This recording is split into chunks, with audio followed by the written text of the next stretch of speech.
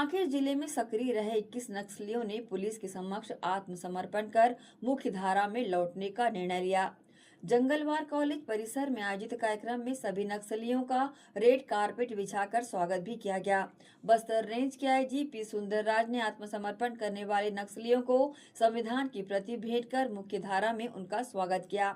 इस अवसर पर आईजी बस्तर पी सुंदरराज ने कहा कि 21 माओवादियों ने अपने हथियार सौंपे और मुख्य धारा में शामिल हो गए हैं। केसकाल डिवीजन कमेटी के सचिव मुकेश ने 13 महिला कैडरों और 8 पुरुष कैडरों और 18 हथियारों के साथ मुख्य धारा में शामिल होने के लिए आत्मसमर्पण कर दिया।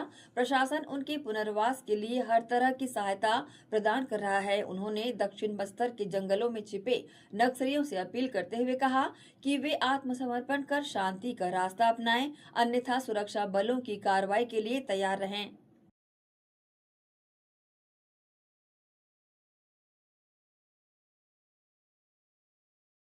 बस्तर संभाग के अंतर्गत दंडकारण्य स्पेशल जोनल कमेटी के उत्तर सब जोनल ब्यूरो का लगभग 210 माओवादी कैडर 17 अक्टूबर को समाज की मुख्य धारा में शामिल होने के उद्देश्य से सामने आए थे। उसी के क्रम में दिनांक 26 अक्टूबर को कांकर इलाका का टोटल 21 माओवादी कैडर, जिसमें Keshkal divisional committee secretary Mukesh, उसके अन्य जो साथीगण, टोटल 13 महिला माओवादी कैडर और 8 पुरुष माओवादी कैडर, लगभग 18 वेपन, जिसमें AK-47, इंसास, SLR, इस प्रकार का ग्रेडेड वेपन भी शामिल रहा। उन्होंने समाज की मुख्य धारा में शामिल होने के उद्देश्य से सामने आए थे। उन्हें समाज ने स्वीकार किया। शासन, प्रशासन, पुलिस विभाग ने भी उनको स्वागत करते हुए पुनर्वास के तहत उनके सभी प्रकार का सहायता दी जा रही है। आज एक सेरेमोनियल कार्यक्रम, जिसमें समाज के प्रमुख लोग भी, मांझी चाल के लोग भी, उनको समाज में उनको स्वागत करते हुए उन्हें स्वीकार किया गया।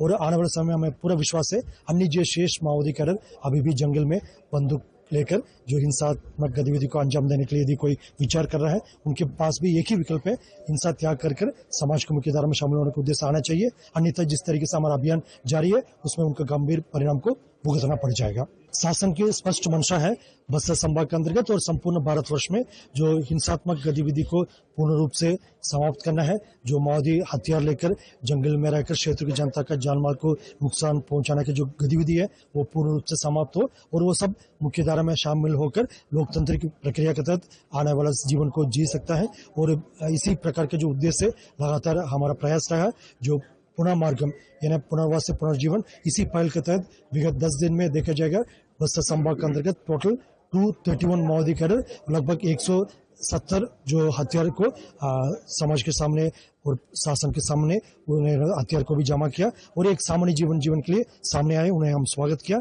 और आने वाले समय में भी जो अन्य शेष माओवादी कैडर भी इसी राह पर आने का पूरा उम्मीद है। और हम आशा करते हैं मतलब जो हिंसात्मक गतिविधि समाप्त हो और लोकतांत्रिक व्यवस्था में जो सभी को अपना अपना बात रखने के लिए पूर्ण रूप से अधिकार है, अपना संवैधानिक जो प्रक्रिया के तहत और कानूनी प्रक्रिया के तहत अपना हित के जो बात को रख सकता है और अन्य जो लोगों के हित के बात को भी रख सकता है, उसका शासन हमेशा उसका निराकरण करने के लिए तत्पर रहते हैं। और पुलिस और स्थानीय प्रशासन भी उसके लिए जो समर्पित होकर काम करते हैं। इसलिए हम बार बार ये आशा करते हैं और ये अपील भी करते हैं जो लोग शेष लोग जो अभी भी बंदूक लेकर जंगल में है, उन्हें भी हिंसा त्याग करके समाज की मुख्य धारा में शामिल होने के लिए सामने आने चाहिए।